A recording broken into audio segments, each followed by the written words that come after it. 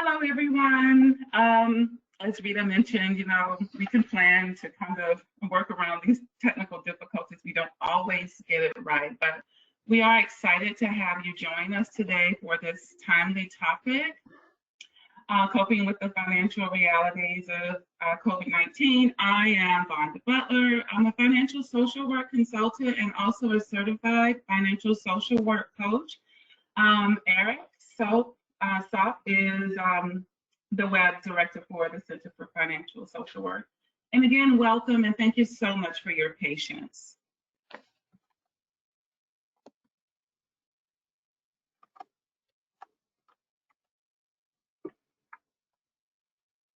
Just a few things we just kind of want to bring to your attention. That's really important. That can help the webinar go a little more smoothly. Let's see. Rita, can you bring that slide back up for me? Excuse me, Vonda? Do you have the technical slide back up? The text slide? Can you see the commonly asked questions? Okay. Yes. Okay, thank you. So again, the slides, the questions will go into the chat box or the box that's provided for you. And we do want your questions, as many as you can put in. We really appreciate it. We don't share the slides. However, as soon as this webinar has been recorded, we are emailing it out for you. And it will also be on our Facebook page and our YouTube channel. We will try to answer as many questions as we possibly can as time permits.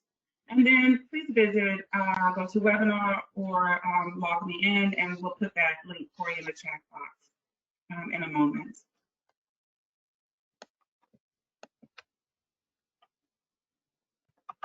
I'm having trouble advancing the slides. Mm-hmm. Okay. Are we there?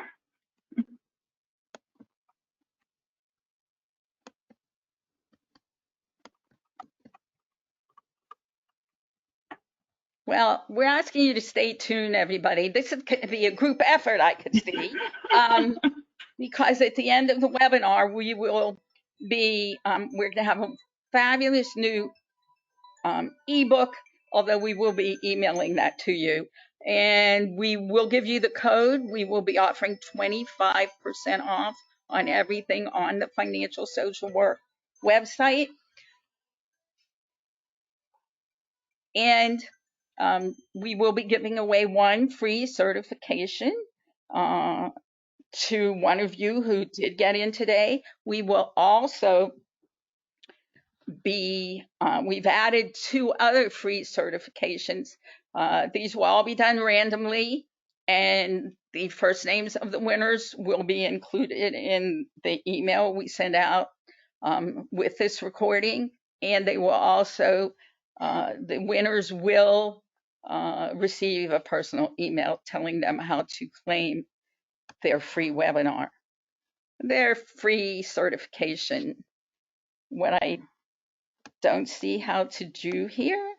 So if you haven't figured out, the problem is that with so many thousands of registrants, we've never had this many registrants and didn't know to anticipate these kinds of problems.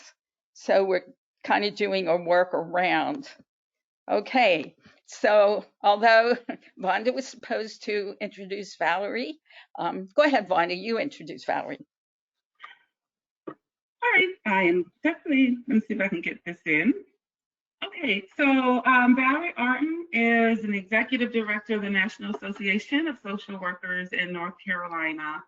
Valerie leads the association efforts to advance the profession of social work in North Carolina by advocating for social work issues such as hiring of degreed social workers in the public and private sector, higher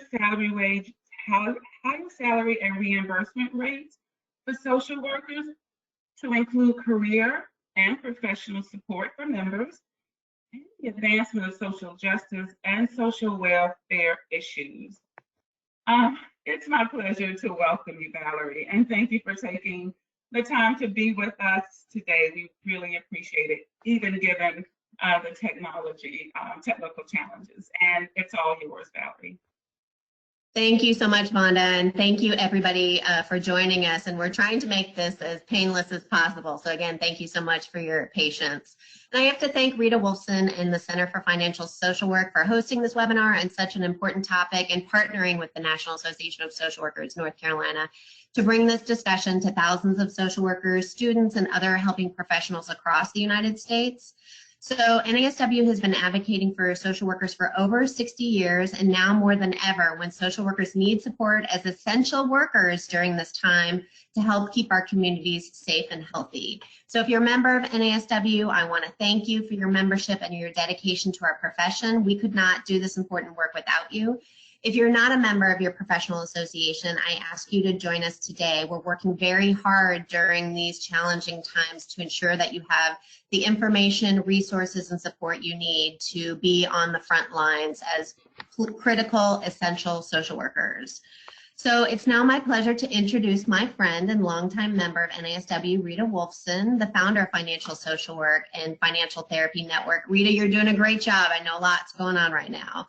And I've known Rita and worked with her for the last 8 years, and I've been in awe of her commitment to financial social work and teaching of thousands of individuals about financial health and wellness. So again, thank you so much, Rita, for allowing me to be a part of this conversation, and thank you so much, and I'll let you take it from here. Okay, well, thank you, Valerie. All of people on this call and the others are most appreciative of your including a 1CE for this webinar. And we can tell you that it will count as a face-to-face, which is really terrific, and we're so appreciative of. So money, that's what got us here today. It's a part of everyone's life, but most people certainly have a love-hate relationship with it. They'd love to have more, hate not having enough, wish they knew what to do with what they do have. Some people obsess about it, others stress about it.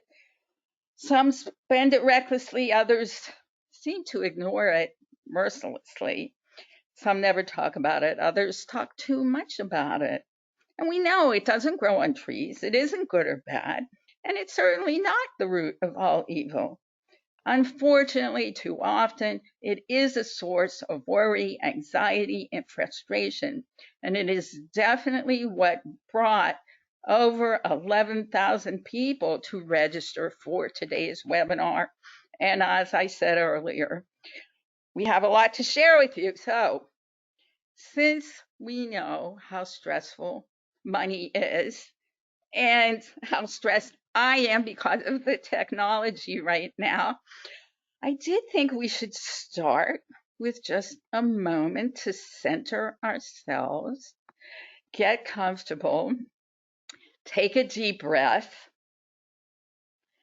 and let's move on to the presentation. I'd like to start with our financial social work affirmation, and it goes like this. Just for today, I will love myself enough to face my fears, practice self-acceptance, and embrace hope. Silence my inner critic, speak my truth, and make my peace with my past.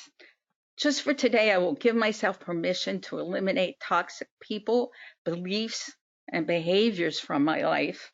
And just for today, I will prepare for a better tomorrow by making friends with my money and with myself today. And that, I hope and believe, captures what financial social work is all about.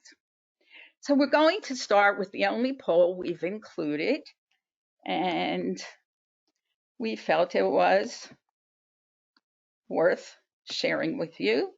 So we're going to launch that.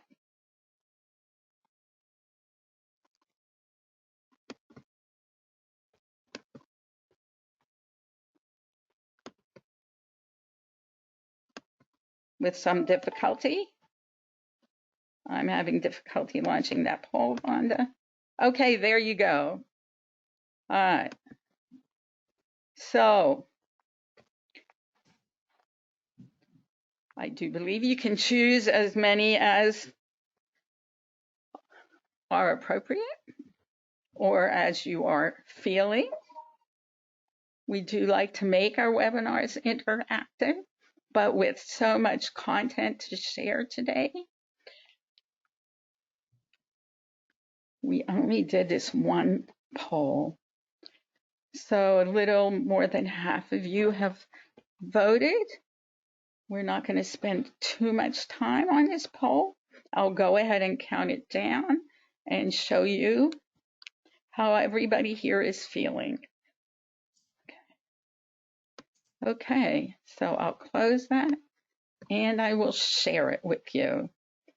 So we all are feeling the challenges of uncertainty and of our health. And I believe that everybody here has concerns about money, either personally or for our clients. So how did we get here? Now there's a question. So we plan our we do a monthly free webinar, and we had one scheduled for today, but about 2.5 weeks ago, it occurred to me we should do something on the virus. And we went ahead and created this webinar and had this amazing response. And for me, our webinar today is about the financial crisis, the COVID financial crisis, because for those of us in the helping professions, this financial crisis is something we will be helping clients with for a very, very long time, because it hit hard and fast and very ruthlessly jeopardized the futures of everyone financially unprepared for such an emergency. And while we will talk about the fact that we could have done some preparation, obviously none of us could possibly have been prepared for how this was going to happen. So the financial stress, anxiety, and problems accompanying the COVID financial crisis, they are very long term, I'm sorry to say. They are being likened to the Great Recession of 2008 and the Great Depression, which is of great concern because of the statistics that refer to unemployment and financial problems from the Great Depression. And so the fiscal and the physical ramifications will forever be part of our psyche and of our lives. And as my granddaughter, my 10-year-old granddaughter said recently, she said, "So this is our life now?" Yes, this is our life now. So I started this section asking, how did we get here? And so I'm going to share some pretty staggering statistics about how we got here. And the first one is the most important, because 78% of Americans are living paycheck to paycheck. And while none of us ever dreamed that those paychecks would end so abruptly, anyone living paycheck to paycheck obviously has a problem because the paychecks aren't coming anymore. So you can see for yourself, how these statistics were bound to, kind of demonstrate this tremendous need for us to be in better financial health. And it is research based that 21% of Americans believe that winning the lottery was the most viable way for them to fund their retirement. And when I talk here about credit card debt month to month, and that people can only handle emergencies by using a credit card. I wanted to share that 25% of these people have been falling behind for at least 3 years, and 15% have been carrying that debt more than 5 years. Just an aside is the fact that those people who pay in full on their credit cards every month, they don't pay interest. If you have charges going month to month, you are paying interest on that interest on that interest. And that's not going to help anybody for sure. So 80% of people said money is their number one stressor. And 77% of Americans are anxious about their money. You can see on average, Americans carry 38% in personal debt. A lot of numbers painting a rather bleak picture. So we cannot underestimate the seriousness of the COVID financial crisis. Coronavirus is first and foremost a health crisis. Then it's a macroeconomic disaster where the economy is definitely in free fall. And for us, it's a catastrophic, traumatic consumer crisis. Let's talk a little bit more about money and how personal it is and how complicated, how ignored. So not knowing how much money you have, how much you owe, and how much you need facilitates a true money disconnect. That money disconnect means we don't see it, we don't touch it, so we can avoid it, we don't pay attention to it, and that allows us to spend more without thinking about it, eliminates the potential for saving, and all that time it's creating debt and problems and problems. So debt happens when you fail to pay attention to your money. Credit card use, which is spending money you haven't earned. Now that's a major cause of consumer debt, but I'm sure everyone on this call knows that debt comes from multiple sources, from illness, especially job loss, accidents, student loans. Credit card debt reached its highest point at the end of 2018, and it continues to grow. So when that happens, its adverse impact is swift, severe, and potentially forever. And you can start to see here anger, guilt, fear, anxiety, phobias, because financial problems aren't, and you'll learn more about this in a few minutes, but they go far beyond dollars, cents, debt, and budgets.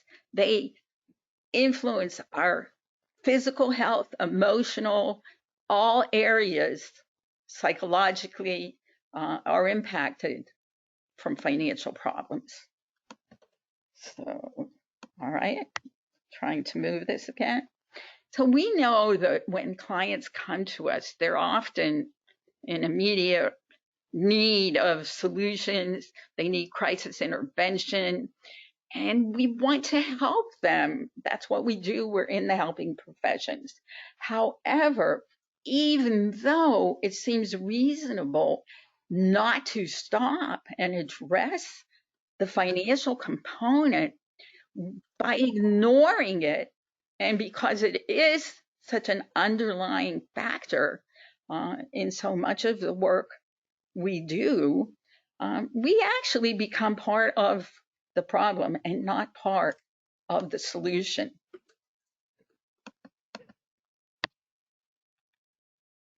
So based on a lot of the comments and questions that came in ahead of the webinar, I know that everybody is hoping for some real in-depth triage. I am having trouble with these slides. So I did want to start with some basic things that we can do, but unfortunately, there is no magic wand. There is no way to overcome decades or many years of not paying attention to our money.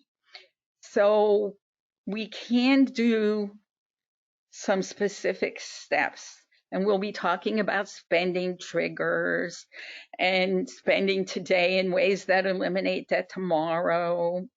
It's really important based on all of, now a lot of questions that came in wanted to know specifics of how to help clients, what to do for them, where to get resources. Well, we definitely have people from every state in the country, and we probably have people from around the world because we have graduates in many, many countries. So it's incumbent on you to actually find out what those local, state, and federal availability is to help your clients with those programs. But let me just, before moving on, talk about helping clients resist hoarding and definitely avoiding price gouging and scams. The scams are rampant and they're going to take advantage of people who so don't need to be taken advantage of anymore. Now, the three major areas of the coronavirus aid relief and economic security, or the CARES Act, are the mortgages, and hopefully that relief will be available because millions of people are already late on rent and mortgages this month. But it's important to know that whatever relief is available is not automatic. So we need to find out how clients can access those resources. Debt collection, we know that debt collectors are pretty aggressive. I wanted you to know that the Fair Debt Collections Practice Act does make it illegal for debt collectors to engage in unfair, abusive, or deceptive practices when going after debts. That doesn't mean that they won't, but there is this act to try to help and protect clients. And credit reporting. We know how important our credit scores are, and many clients are really aware of that. The problem here is that we should think about credit worthiness in normal times and not in times of a global health crisis as we're facing now. So, why financial social work? Very popular hashtag today is we're all in this together. And to a degree, it's true. However, I tend to think that Lily Tomlin's very well-known quote, "We are all in this together by ourselves," is much more accurate. It's great to see celebrities on TV and on the internet saying how we're all together. They're sitting by their pools and collections of cars and other material things. But none of us can possibly know what anyone else is experiencing personally or financially.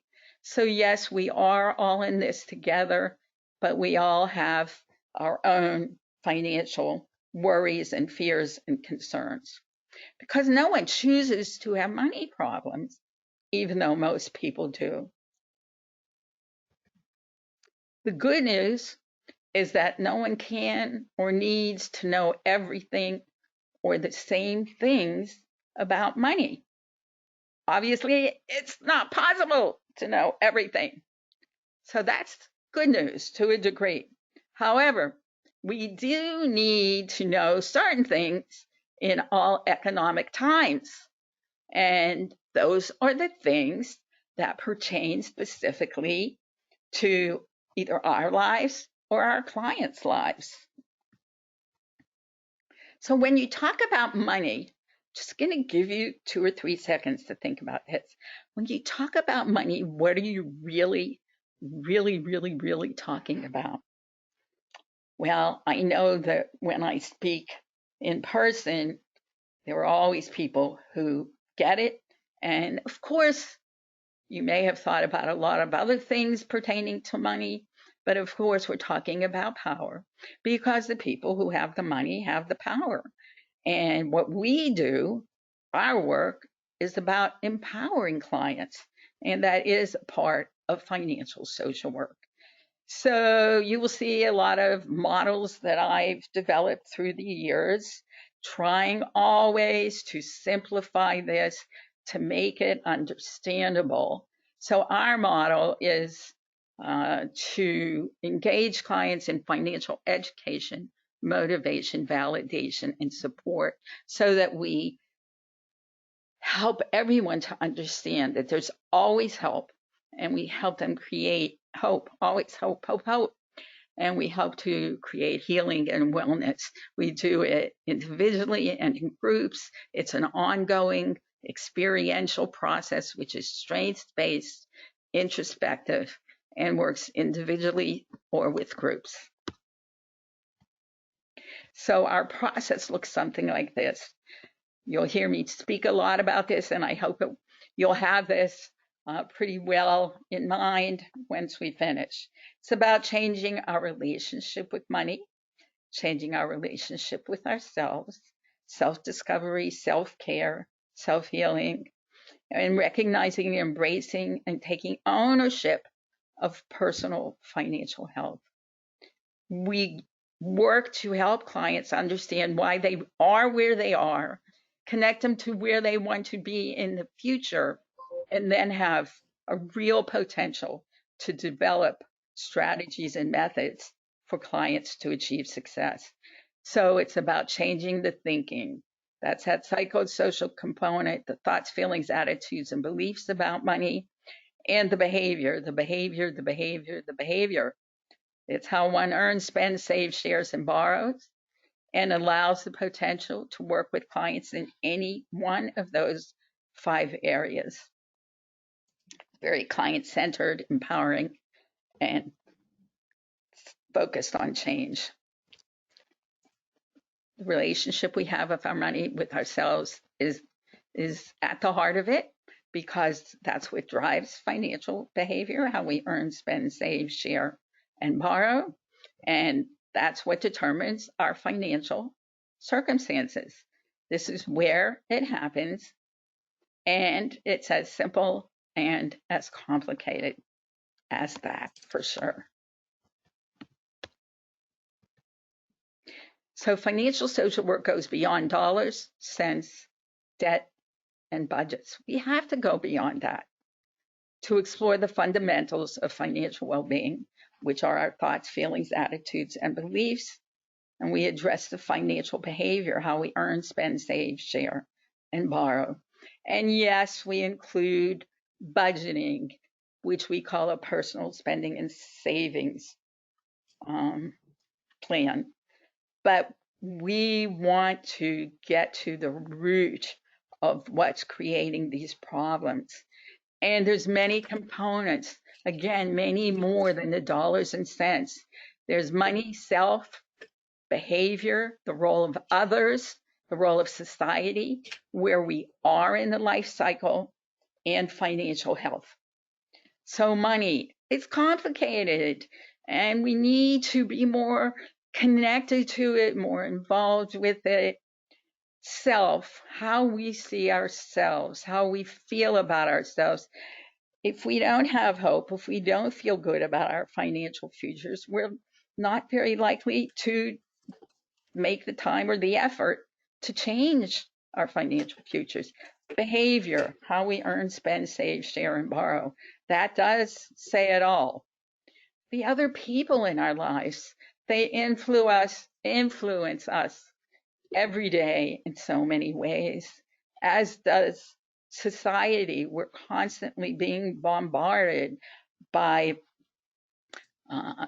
media, social media, our phones, our laptops, we are being told that we need to do these things to be in better state of happiness. Where we are in the life cycle, there are certain steps in the life cycle from being a young person, making sure that we teach our children about money instead of being part of an ongoing financial illiteracy movement. Um, there was a time when businesses and government did more to help us as individuals, but now it really rests with individuals and families to create their own financial futures, and too many of them are ill prepared to do that. And as I mentioned earlier about health, our finances are a part of everything we do, and they're in every aspect of our lives, and they really play a significant role in physical, mental, and emotional health. So most of all, financial social work is about helping people make peace with their money. So the financial reality of COVID-19, unfortunately, it's very traumatic. And we know it's traumatic on so many different levels. And people who have experienced trauma are much more likely, as I'm sure you all know, to experience all of these additional challenges and problems. And I'm not going to talk a lot or actually any more about suicide, but statistics do show how financial stress can lead to suicide. So self-care for helping professionals. The truth of my experience really is that we are all a lot more alike than we are different. And we all are experiencing our own challenges at this time. And it is impossible to compensate for a lifetime of financial neglect. But there are things that we can do, and those are the tools and the skills that I'm going to be sharing with you now. But first, I wanted to address some self-care for professionals. And I think if we begin by acknowledging our own financial fears and anxieties and putting them into writing, we have a good starting place to be able to create positive change in our own lives. And I encourage everyone to start your own financial self-care practice by scheduling time with your money, having a money space. This is one of the most important things you can do. Schedule time with your money and create a money space are two pieces never really discussed, but are so important to how we, to our relationship with our money and ourselves. And don't confuse your self-worth with your net worth. And forgive yourself. We all have to be much more forgiving about the mistakes we've made in the past and just trying to learn from them and not listening to that inner critic that's always telling us what we did wrong. Goal setting, goal setting, goal setting. That's going to make all the difference in the world, as well as holding on to hope. It's always present when we're open to it. And to wind down with some professional self-care, avoid further escalation. What can you do now so that your finances, and how can you help your clients to eliminate further escalation of these financial problems? Alter, change those thoughts, feelings, attitudes, and beliefs we carry with us from childhood about money. adapt our behavior, how we earn, spend, save, share, and borrow, and accept that the past can't be undone, but the future can absolutely be improved upon. So prioritize, very important, what actually needs paid, important for us, important for our clients. The rent or mortgage, the car loans, the utilities, child care, and if there is any child payments. These things are of top priority, and most other things can wait to be paid. We need to find our own new normal. And I'm here to encourage you that in your new normal and in the normal that we hope to help clients create, that it has a financial wellness component. So some creative financial wellness approaches. These activities will allow you and your clients to learn a lot in a less formal way, in a different way that engages imagination. And they work because they're non-threatening, inclusive, engaging, and dynamic.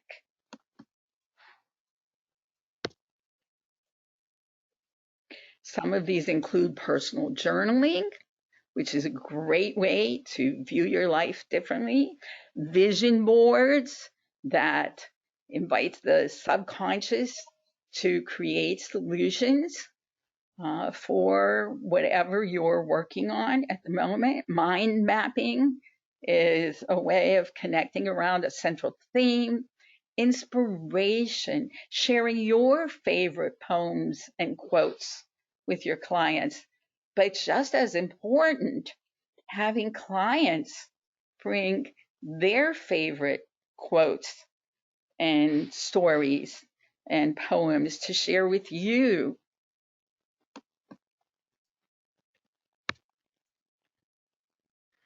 Now we get into some spending elements, spending triggers and money habits.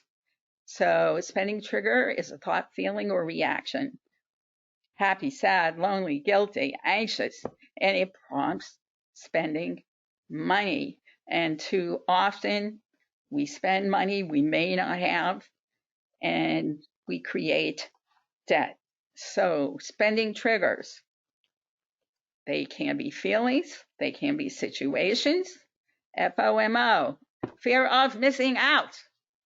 Got to get past that one. Family friction, problems at home. Could be work friction, illness, money problems, window shopping. Think about who you spend time with and how that prompts spending. Now, we're not out and about, so things are different now. However, a real concern is how easy it is to shop online on your phone. And that's why I talk about being sure to think about how this will all play out once we get past these initial stages and concerns about the coronavirus. So addressing spending triggers. Again, you can take a look through these. One of my favorites is to wait 24 hours before making the purchase. Another is to freeze your credit cards in a metal bowl so you can't just nuke it. And ask yourself the question, is it a want or a need? And only spend on needs. Remember, the spending can and never will heal feelings. So when we spend to feel better about ourselves, it's not going to work. The best way to save is a savings account, not a store receipt. And the dopamine that makes you feel good when you're shopping is really only a very short-term fix. Money habits, those are behaviors that when they're repeated regularly, they tend to occur subconsciously. They're a more or less fixed way of thinking or feeling acquired through repetition. So rather than focusing on some of the less healthy money habits, let's think about ways that could be more helpful for us. Tracking our cash, auto scheduling bill payments to avoid late payments, knowing those spending triggers, using a personal spending and savings plan, paying more than the minimum on your credit cards, not playing the lottery, having an emergency fund, all very helpful, positive money habits to practice. So I've talked a lot about financial behavioral change because money management is a core life skill.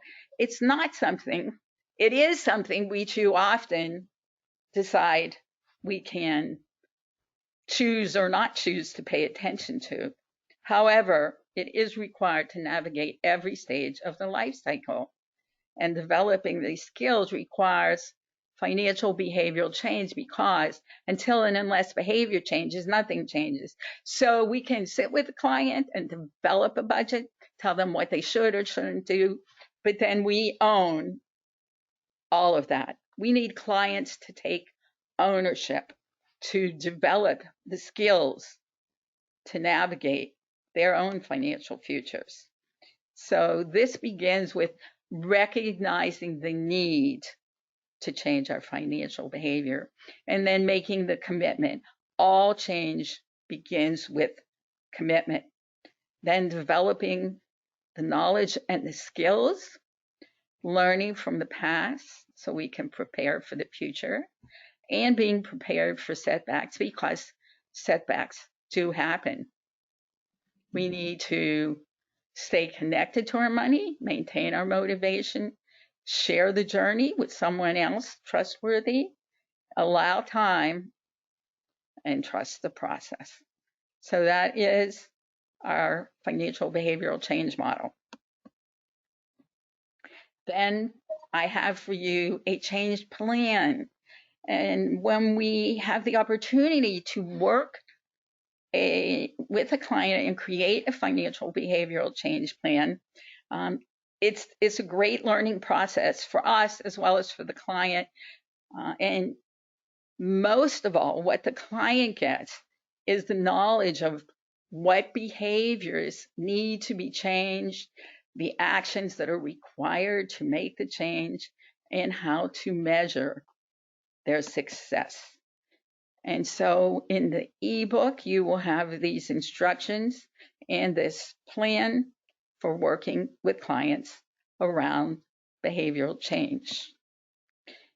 I would love to go through these 20 simple but meaningful financial self-care principles, because I think they're so important to be more self-accepting, because all change begins with self-acceptance, not to compare your life with others' lives, to certainly set personal and financial boundaries, and to give yourself permission to have a better financial future.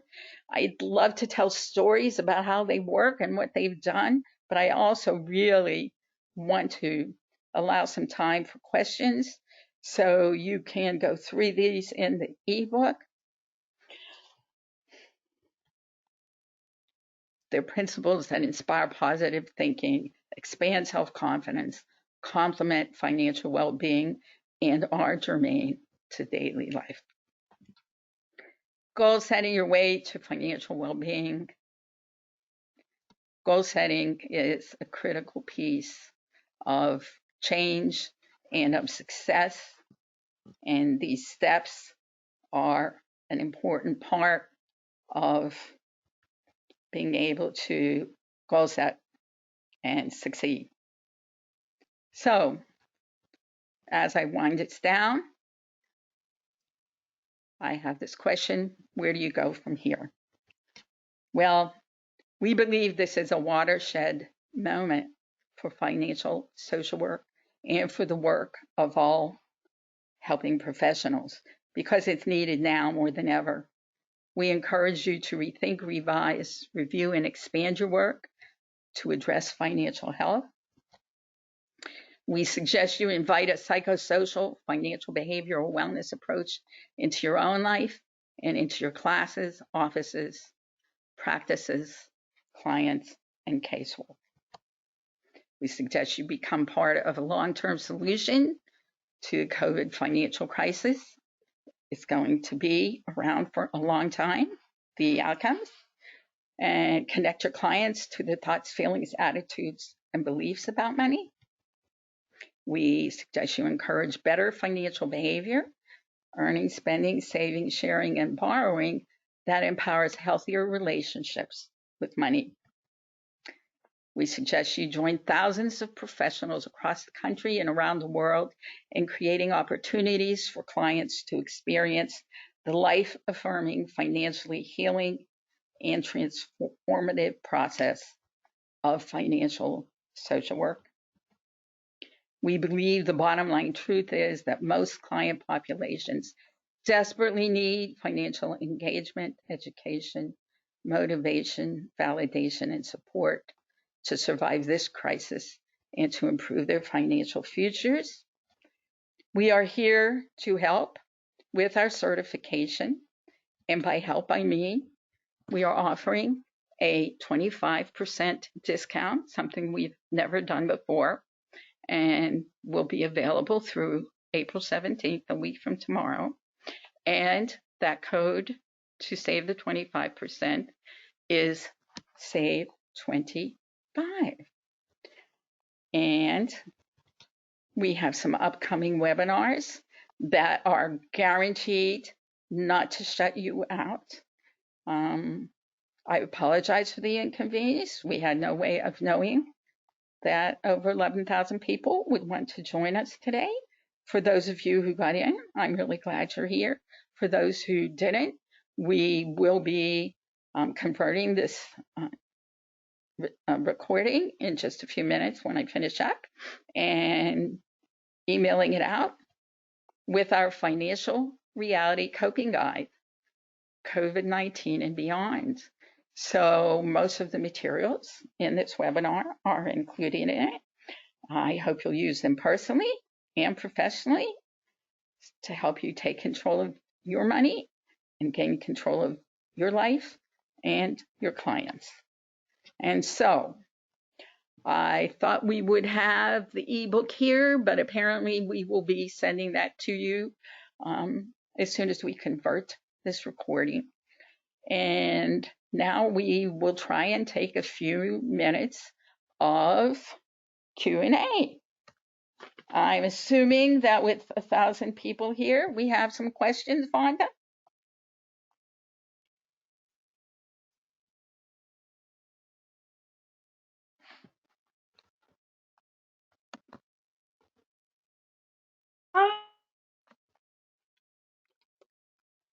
Vonda? And we won't be Vonda? capture them, and they are. I'm not hearing you, Vonda.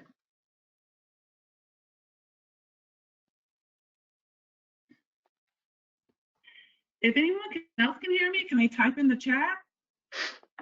I can hear you now. Are there any questions? Yes. So you can hear me? Okay, great. Okay, let's start with this one, Rita. Where do you start when someone is frustrated because they say they don't have any money or not enough money? We start at the very beginning. We start by helping clients understand why they are where they are today. And we move on to helping them identify where they want to be in the future. Of course, many of our clients don't have any money, but if we can engage them in a process where they have the ability to learn about money and be motivated and understand what financial health is and how they can achieve greater financial health, I do believe that then the financial tools, the more traditional ones, like a personal spending and savings plan, then they make sense to the client when the client takes ownership of his or her financial future. Okay, here's another one. Are we able to share this information with our personal community on social media in a simpler way? So many I know could benefit from this info, but I won't share it if there are any copyright law restrictions. Can you speak to that, Rita? I am happy to speak to it. Everyone who registered did receive, I believe, our free ebook on financial social work, what it is, what it does, and why it matters. It's a title similar to that. Everyone can go to our website and download the brand new ebook that I just showed you on the COVID financial crisis. We created this for all of you, the webinar, the ebook. I worked nonstop for a week on the ebook and on this webinar. So yes, share it, share it. Feel free to share it. Let's see what we can do to really broaden a financial wellness movement. It's okay. I started 23 years ago with this work, doing this work, and it's been needed every day of those 23 years. But even in the Great Recession, starting in 2008, people weren't nearly as moved to action as I think we are today. Again, based on so many thousands of people registering to be here today. So share it. I'm a social worker. I like to share. But of course, we do have, many more in-depth tools, and we will be, sharing those with you. Let me see if I can, there's that discount code, which is pretty significant, and our contribution to all helping professionals and to this COVID-19 challenge that we're all sharing in. Another one? Someone wants to know, they say that I'm not a social worker. Can I take the certification? We have as many non-social workers as social workers. And in the ebook, you can see towards the end of the ebook which category you would be certified in. We have people in Canada, Australia, Africa, Israel, Hong Kong. I went to Hong Kong twice and I taught over 100 social workers. So it's not about the coins or the bills. It's about thoughts, feelings, attitudes, and beliefs, and how we earn, spend, save, share, and borrow. And it's relevant to everyone's life. So, yes, that was a long answer. So yes. Let's see. Let me see. How to improve hope and patience to wait until regular life. Say that again. I think they're asking, how do you improve hope and patience while waiting, to resume regular life? It's a great question because it's really something that we need to do. Now, I'm not sure if it refers to the professionals on this call or to working with our clients, but as my model shows, it's about engaging, motivating, educating, and supporting, and certainly validating. So you do it slowly. You do it one step at a time. We help clients believe that it's possible. Thoughts, feelings, attitudes, and beliefs. Thoughts, feelings, attitudes, and beliefs. Those are usually or too often holding us back. And that's where it all comes from. What did we learn as children? Do we accept where we are and feel that's as good as it gets? Or do we encourage clients to work, to be different, and to be or have something different? We talk about that some in the ebook. Another one? Okay, yes. Someone wants to know what's the average time for completing the certification? And once finished, have you heard, do you hear of results from helping clients? I think that's what they're asking. Well, if you check some of the things that graduates say on our financial social work Facebook page or on our website, they talk about how it changed their lives and how it changes clients' lives. Our students have 6 months to complete the certification. If they need more, they can get more. The majority of our students do complete it within 3 to 4 months. And I would absolutely hope and pray that it changes everybody's life. Our graduates can use all of the original materials in the certification with their clients.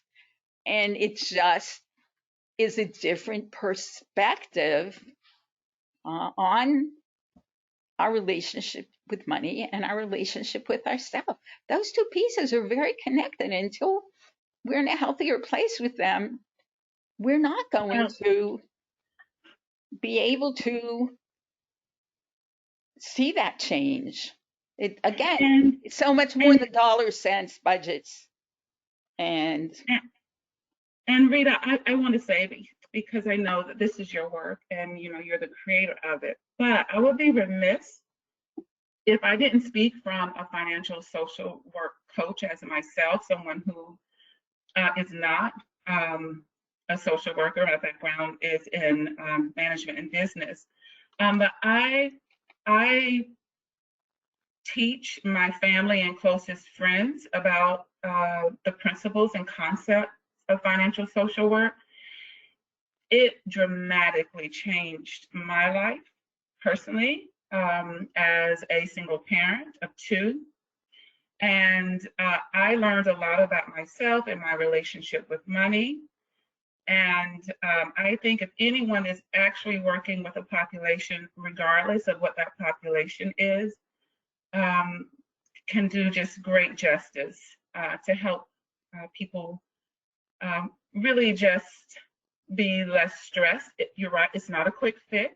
It is ongoing, but I have no regrets becoming a financial social work coach. So I just thought it would be, I should say that as someone who is certified in financial social work. So here is another question. Let's see. This is more of a comment. They say, my struggle is helping my people with their financial fears with the limited community resources they have available right now. So it sounds like someone is struggling, really trying to deal with the fear of managing their finances. Can you speak to that, the fear factor? Well, the fear is very real. It is very difficult. I mentioned earlier, and we do touch on that in the ebook also, but I talked a little bit earlier about if you're living, the statistic was 78% of Americans live paycheck to paycheck. Now that paycheck is gone, and we don't know if or when it's coming back. And that's why reference to the Great Depression is too real for me, because this is going to be with us for a very long time. We need to not level, well, we do need to level the curve through social distancing, but we need to level some of those fears. We need to be able to talk about money in healthy ways. We need to help clients learn how to talk about money in healthy ways. In this country, we still don't talk about money. It's still not something, we'll talk about sex before we talk about money. Me, I talk about money all the time, but we need to help clients develop the tools to talk about it and to understand what's involved. Again, motivation, validation, engaging clients, changing the conversation, having a safe place to talk about money. That's not something we've been doing. And we can't fix it, but we can empower clients to think about it differently and to view it differently. And we're making a start that way. Thank you, Rita. Another question on the certification. Oops, I lost it. Hold on. Okay, here's the question. Does the certification include how to work with vulnerable populations that receive public benefits or are undocumented? We don't address specific populations, again, because of the psychosocial component. The money, tools, and skills are the same, so to speak. And we couldn't possibly, my frustration in creating this webinar was all the material I wanted to include and the time limit of an hour to do it in. So the certification has 5 workbooks. They all have a psychosocial component, and all of the basic financial tools and skills are involved, even the basics of saving, the basics of investing, but we can't in 5 workbooks break out and attend to each population. Vonda and I are always available to our students and graduates to discuss and brainstorm different approaches for different populations. And we know there are many, and they're all different, and they're all struggling, unfortunately. Thank you, Rita. I do want to read this comment. I finished it at my own pace within the deadline. They are talking about the certification. I use it all of the time by blending it into the curriculum.